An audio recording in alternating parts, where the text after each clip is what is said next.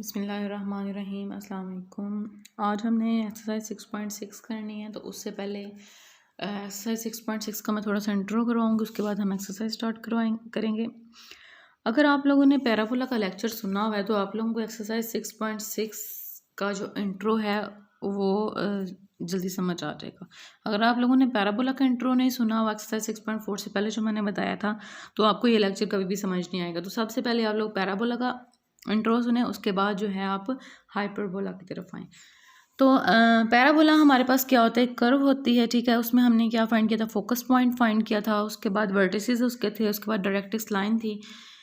अब hyperbola basically हमारे पास, parabola में एक कर्व होती है, हाइपरबोला में दो कर्व्स आ जाती हैं।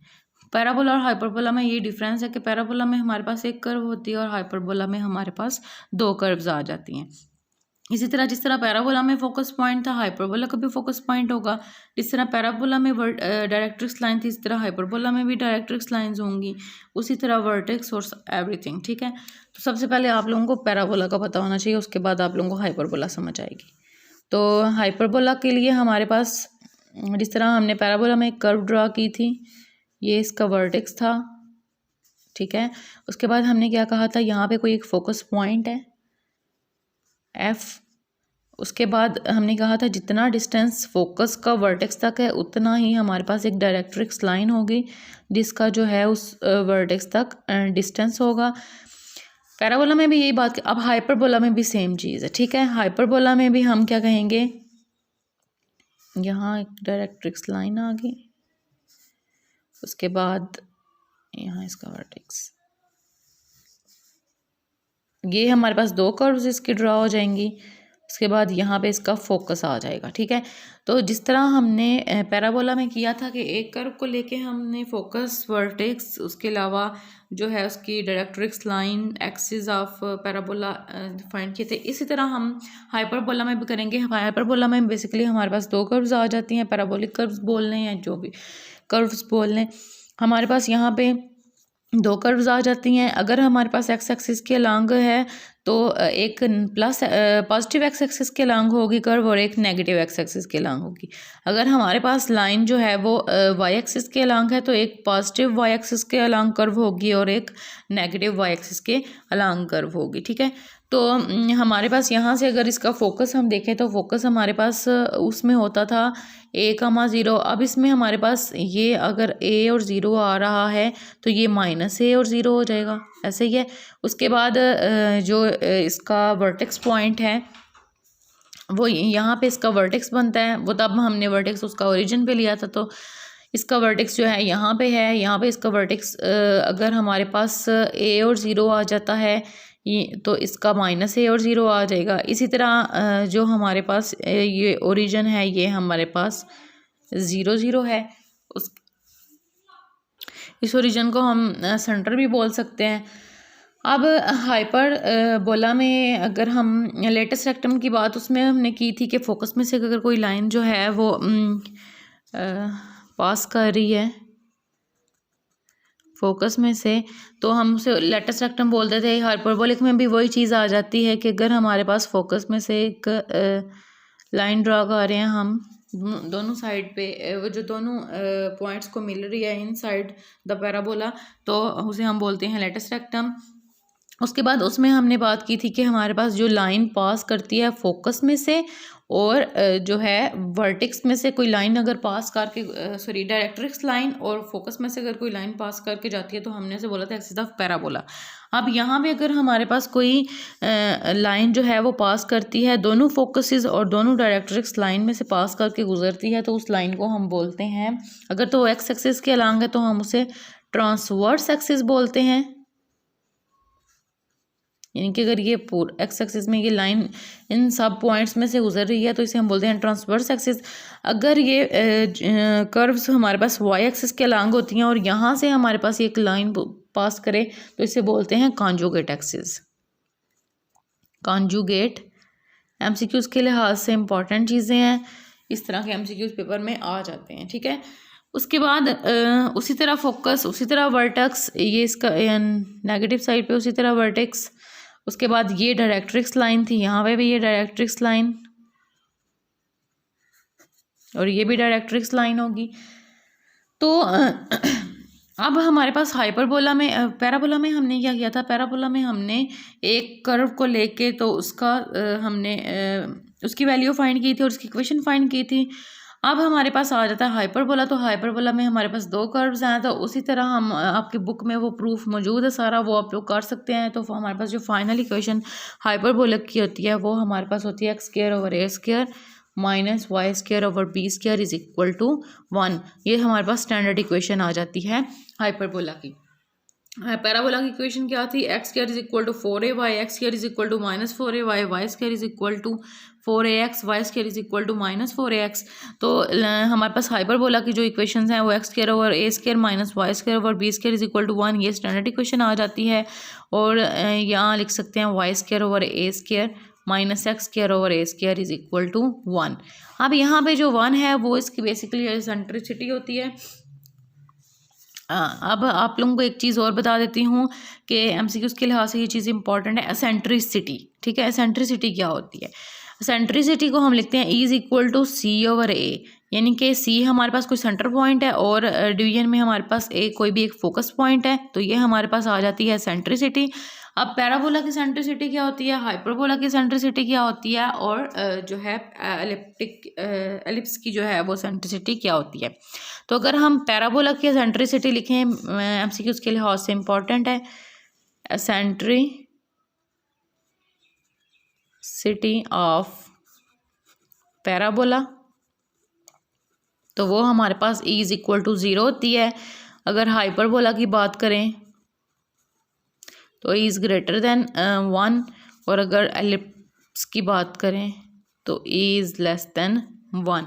तो ये हमारे पास आ जाती है सेंट्रिसिटी इन तीनों की, कि पैराबोला की 0 के इक्वल होती है, हाइपरबोला की ग्रेटर देन 1 होती है, और एलिप्स की जो है वो लेस देन 1 होती है। तो ये सेंट्रिसिटीज आ जाती हैं एमसीक्यू, उसके लिहाज से इंपॉर्टेंट चीज़ है।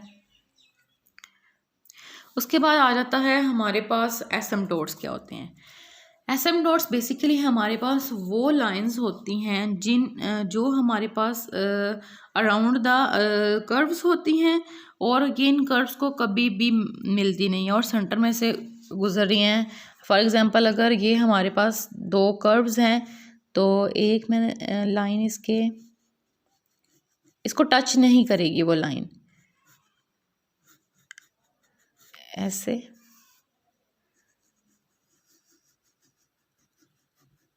ये टच नहीं करेगी ऐसे। तो इनके जो कर्व्स के अराउंड हमारे पास दो लाइंस आ रही हैं इस तरह कि वो उन कर्व्स को टच नहीं कर रही, उन कर्व्स को इंटरसेक्ट नहीं कर रही, तो ऐसी लाइंस को हम बोलते हैं एसिम्पटोट्स। ठीक है, तो ये भी एमसीक्यूज़ के लिहाज से जो है वो इम्पोर्टेंट है। अब हमारे पास ये जो लाइंस है वो फॉर एग्जांपल अगर ये लाइन है तो ये हमारे पास y is equal to b over a x है, और ये लाइन हमारे पास y is equal to minus b over a x, negative axis है तो माइनस आएगा। तो इस तरह हमारे पास दो लाइंस अगर आ जाती हैं, y is equal to plus minus b over a x, हम कहते हैं कि ये हमारे पास दो लाइंस हैं, तो वो कभी भी उन कर्व्स को अगर ना मिलें, और क्या हो कि जो डिस्टेंस हो कर्व का किसी पॉइंट का इन दो लाइंस में से वो अप्रोच कर रहा हो 0 को, तो हम कहते हैं कि ये हमारे पास एसिम्पटोट्स आते हैं। ठीक है, तो इस तरह के जो हमारे पास लाइंस ड्रा होंगी उनको हम एसिम्पटोट्स बोलेंगे, जो कर्व्स के अलांग होंगी, कर्व्स को टच नहीं करेंगी, इंटरसेक्ट नहीं करेंगी। तो ये भी एमसीक्यूज़ के लिहाज से इंपॉर्टेंट। उसके बाद हम जिस तरह हमने पैराबोला का टेबल बनाया था, हम जो है इसका भी टेबल बनाएंगे, और उसके बाद हम जो है फाइनली एक्सरसाइज की तरफ बढ़ेंगे।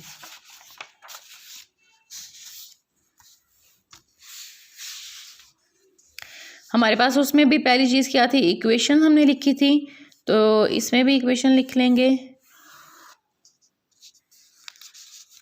एक इक्वेशन हमारे पास इसकी आएगी X square over A square minus Y square over B square is equal to 1, और इसमें हमारे पास कंडीशन होती है either A is greater than B या A is less than B. ठीक है, या A is equal to B. ठीक है, उसके बाद दूसरी इसकी इक्वेशन आ जाएगी Y square over B square minus x square over A square is equal to 1। इसमें भी हमारे पास यही कंडीशन आ जाएगी, A is greater than B, A is less than B. और या फिर a is equal to B, ये ऐसी कंडीशंस आ जाती हैं।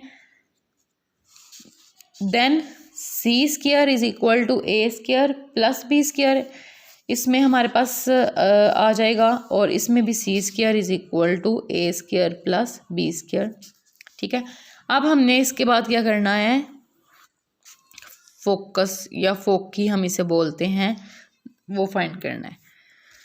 फोकस, इसका फोकी क्या होगी, प्लस माइनस सी और ज़ीरो, और इसकी ज़ीरो और प्लस माइनस सी। सिर्फ ये डिफरेंस होगा कि अगर एक्स स्क्वायर और ए स्क्वायर माइनस वाई स्क्वायर और बी स्क्वायर इक्वल टू 1 की इक्वेशन आ रही है तो उसकी फोकी हमारे पास प्लस माइनस सी और फिर कामा ज़ीरो होगी, और अगर हमारे पास वाई स्क्वायर पहले आ रहा है तो हमारे पास इसकी फोकी होगी ज़ीरो और प्लस माइनस सी। ठीक है, उसके बाद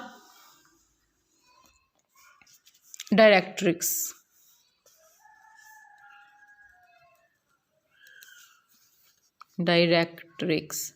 तो डायरेक्ट्रिक्स इसके क्या होंगे, x is equal to plus minus C over E square which is equal to plus minus A over E. अब ये प्लस माइनस ए ओवर की कैसे आया कि हमें ई की वैल्यू को पता है कि ई जो है वो हमारे पास ए ओवर सी के सी ओवर ए के इक्वल था। जब ई की जगह हमने वो वाली वैल्यू पुट की है तो हमारे पास वहाँ से आंसर हमारे पास आ गया प्लस माइनस ए ओवर ई। ठीक है, उसके बाद अगर हम देखें यहाँ, जब हमारे पास ये वाली इक्वेशन है वाई स्क्वायर जिसमें पहले है, तो इसमें हमारे पास वाई इज इक्वल टू आ जाएगा, डायरेक्ट्रिक्स लाइन हमारे पास वाई की होगी, वो आ जाएगा plus minus C over E square और which is equal to plus minus A over E. Same ही हमारे पास डायरेक्ट्रिक्स लाइन आ जाती है। उसके बाद आ जाते हैं ट्रांसवर्स एक्सिस के, जो एक्सिस हमारे पास, इस तरह मैंने जो ग्राफ ड्रा किया है वो मैंने अलॉन्ग द एक्स एक्सिस किया है, जो दोनों कर्व्स को पास करके गुजरा है उनके फोकी को और उसके अलावा उनके वर्टिसेस को, वर्टेक्स को। तो ऐसी लाइन को हम बोलते थे, अगर पैराबोला की बात करें तो उसमें एक्सिस ऑफ पैराबोला बोलते थे, इसमें ट्रांसवर्स एक्सिस बोलेंगे। और ये हमारे पास अगर अगर हमारे पास यहाँ पे एक्स स्क्वायर ओवर ए square minus Y square over B square यानी कि वैल्यू आ जाती है पहले एक्स की, उसका मतलब है ये अलॉन्ग द एक्स एक्सिस होंगे, तो लिख सकते हैं अलॉन्ग एक्स एक्सिस। और अगर हमारे पास वाई वाली पहले वैल्यू आ जाती है और ये वाई वाली डायरेक्ट्रिक्स लाइन और एवरीथिंग यूज़ हो रही है तो अलॉन्ग वाई एक्सिस। उसके बाद सेंटर आ जाता है, तो सेंटर जो है वो दोनों में ज़ीरो ही होगा, 0 0 और 0 0, सेंटर दोनों का 0। डायग्राम से आपको शो भी हो रहा है कि वो 0 0 ही था। उसके बाद असेंट्रिसिटी आ जाती है, जो कि मैंने अभी आपको बताई है, पैराबोला की क्या होती है, हाइपरबोला की क्या होती है, असेंट्रिसिटी। तो असेंट्रिसिटी किसके इक्वल मैंने बताई है, E is equal to C over A which is greater than 1। तो असेंट्रिसिटी हाइपरबोला की यही होती है, दोनों केसेस में यही होगी, is equal to C over A which is greater than 1। और ग्राफ इसका कैसे ड्रा होगा, अगर तो अलॉन्ग एक्स एक्सिस है हमारे पास कर्व्स, तो जिस तरह मैंने पहले भी आपको समझाते हुए ड्रा किया है वही वाला, कि यहाँ से कर्व है और यहाँ इसकी डायरेक्ट्रिक्स लाइन है, इसी तरह यहाँ पे कर्व है और इसकी डायरेक्ट्रिक्स लाइन है, तो ऐसे इसका ग्राफ ड्रा हो जाएगा। हम इस फोकस को एफ डैश ले लेंगे, एक्स डैश एक्सिस पे है तो एफ डैश ले लेंगे। दो फोकस हैं इसलिए हमने एक एफ ले लेना है, एक एफ डैश ले लेना है, और उसके अलावा ये हमारे पास सेंटर आ जाएगा। तो इस तरह हमारे पास दूसरा ग्राफ अगर हम ड्रा करें तो वो बनेगा,